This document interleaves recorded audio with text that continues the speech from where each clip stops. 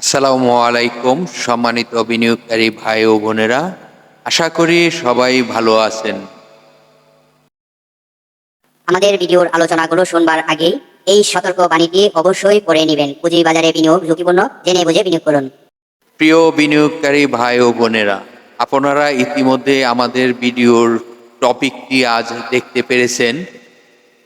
দেখুন, আজকে যে আলোচনাগুলো করব একদম ঠান্ডা মাথায় শুনতে হবে, কারণ যে আলোচনাগুলো আপনাদেরকে আজকে বোঝানোর চেষ্টা করব এই পিডিএল স্টকটি নিয়ে, অবশ্যই সকলের মাথায় ঠান্ডা রেখে বুঝে শুনে সিদ্ধান্ত নিতে হবে।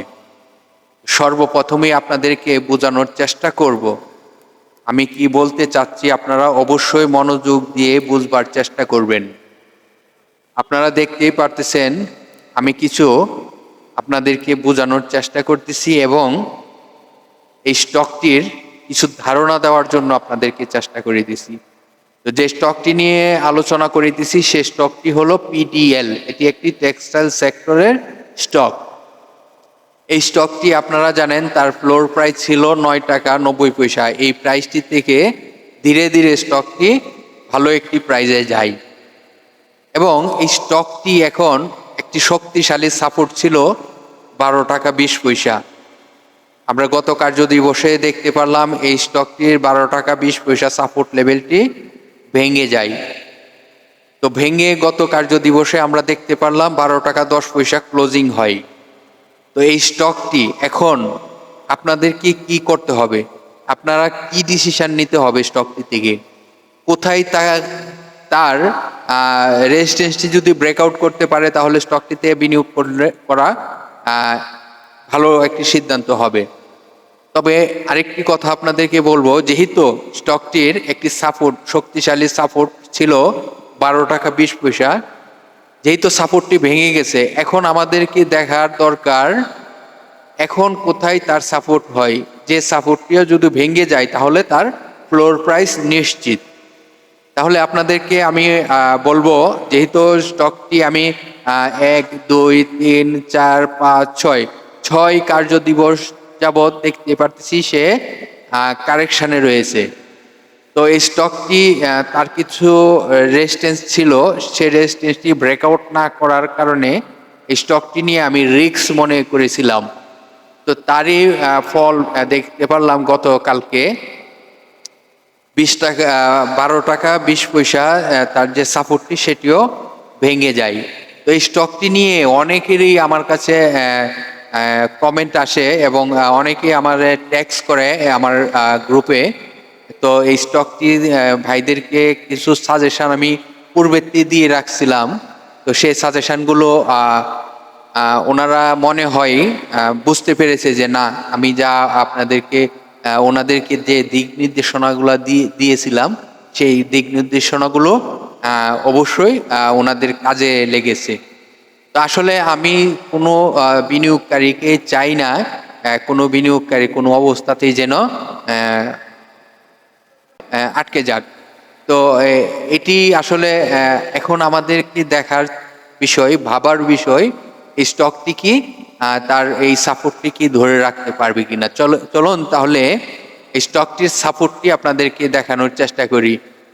এই স্টকটির সাপোর্ট লেভেল হলো, তাহলে সাপোর্টটি হলো 11 টাকা 80 পয়সা। 11 টাকা 80 পয়সা সাপোর্টটি যদি সে ধরে রাখতে না পারে তাহলে কিন্তু স্টকটি ফ্লোরে আসবে। এটি কিন্তু আপনাদের সকলেরই মনে রাখতে হবে। অবশ্যই অবশ্যই 11 টাকা 80 পয়সা যে তার প্রাইসটি, এই প্রাইসটিকে অবশ্যই খেয়াল রাখতে হবে, তাহলে পরবর্তী ডিসিশনে আপনারা যাওয়ার সহজ হবে। 11 টাকা 80 পয়সা যে সাপোর্টটি, এই সাপোর্টটি অবশ্যই যদি তার প্লাস থাকে তখনই কিন্তু স্টকটি আর একটু প্রাইস হওয়ার সম্ভাবনা থাকবে। তবে 11 টাকা 80 পয়সা সাপোর্টটি যদি ধরে রাখতে না পারে তখন কিন্তু ফ্লোরে আসবে নিশ্চিত, এটি আপনারা কনফার্ম ধরে রাখতে পারেন। তবে এই স্টকটি যদি এখন বর্তমান প্রাইসতে যদি সে ভালো কিছু করতে হয়, তার এই প্রথম যে আপনাদেরকে রেজিস্ট্যান্সটি স্ক্রিনে দেখানোর চেষ্টা করতেছি, এই রেজিস্ট্যান্সটি ব্রেকআউট করতে হবে। তাহলে রেজিস্ট্যান্সটি কত রয়েছে? রেজিস্ট্যান্সটি রয়েছে 13 টাকা 20 পয়সা। 13 টাকা 20 পয়সা রেজিস্ট্যান্সটি যদি ব্রেকআউট করতে পারে তখন স্টকটি আরেকটি মুভমেন্ট আসার সম্ভাবনা থাকবে। তাহলে সকলকে আমি বলবো এই স্টকটির এই বিষয়গুলো অবশ্যই মেনে তারপর আপনারা নতুন করে সিদ্ধান্ত নিতে পারেন। তো এই স্টকটির এই কোথায় তার সাপোর্ট, কোথায় তার রেজিস্ট্যান্স, সেই বিষয়গুলো আপনাদেরকে দেখানোর চেষ্টা করেছি। এখন আপনাদেরকে দেখানোর চেষ্টা করব এই স্টকটির কিছু তথ্য, যে তথ্যগুলো আপনাদের জানা প্রয়োজন সেই বিষয়গুলো আপনাদেরকে এখন জানানোর চেষ্টা করব। তো চলুন ধৈর্য সহকারে আমি সকলকে বলবো ভিডিওটি না টেনে পুরো ভিডিওটি দেখুন। তো স্টকটি আপনারা জানেন টেক্সটাইল সেক্টরের একটি স্টক পিডিএল। পিডিএল স্টকটির ন্যাব রয়েছে 13 টাকা 61 পয়সা। ন্যাবটি প্রাইস অনুযায়ী ভালো ন্যাব রয়েছে। তো কোম্পানিটি আপনারা জানেন তার ফার্স্ট কোয়ার্টারে গত যে 3 মাসে যে তার আয় হয়েছে, 3 মাসের আয়ে আপনারা জানেন এটি জুন ক্লোজিং একটি স্টক, তার ফার্স্ট কোয়ার্টারটি আয় হয়েছে 3 পয়সা। তো এই কোম্পানিটি আপনারা জানেন লাস্ট ইয়ার তারা ডিভিডেন্ড ঘোষণা করেছে, ক্যাশ ডিভিডেন্ড 1%, তার মানে 1% তারা ক্যাশ ডিভিডেন্ড ঘোষণা করেছে। তো এই কোম্পানিটি বাংলাদেশ পুঁজিবাজারে তালিকাভুক্ত হয়েছে আপনারা জানেন 2017 সালে। এই কোম্পানিটি মার্কেট ক্যাটাগরি রয়েছে বি ক্যাটাগরিতে। এই কোম্পানিটি তার টোটাল শেয়ার সংখ্যা কত রয়েছে আপনারা কি জানেন? তার টোটাল শেয়ার সংখ্যা রয়েছে 18,35,143টি। এই কোম্পানিটি পাবলিকের পার্সেন্টেজ কত রয়েছে তাও আমি আপনাদেরকে জানানোর চেষ্টা করব। পাবলিকের পার্সেন্টেজ রয়েছে 58.48%। তাহলে পাবলিকের হাতে টোটাল শেয়ার সংখ্যা কত রয়েছে? পাবলিকের হাতে টোটাল শেয়ার সংখ্যা রয়েছে 10,73,40,123টি। এটি হলো পাবলিকের হাতে টোটাল শেয়ার সংখ্যা রয়েছে। তো আপনারা বুঝতেই পারতেছেন টেক্সটাইল সেক্টরের মধ্যে অনেক শেয়ার সংখ্যা রয়েছে এই স্টকটিতে।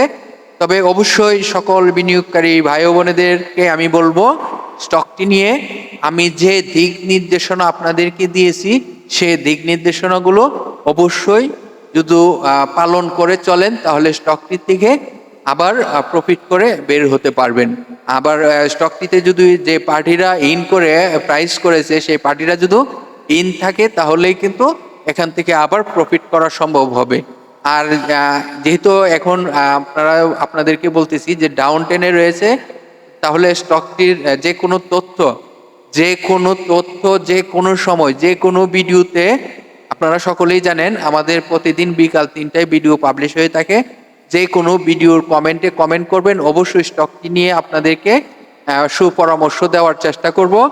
তো ধৈর্য সহকারে পুরো ভিডিওটি শোনার জন্য দেখার জন্য অনেক অনেক ধন্যবাদ। আগামীকাল বিকাল 3টায় আবারও একটি ভিডিও নিয়ে হাজির হব।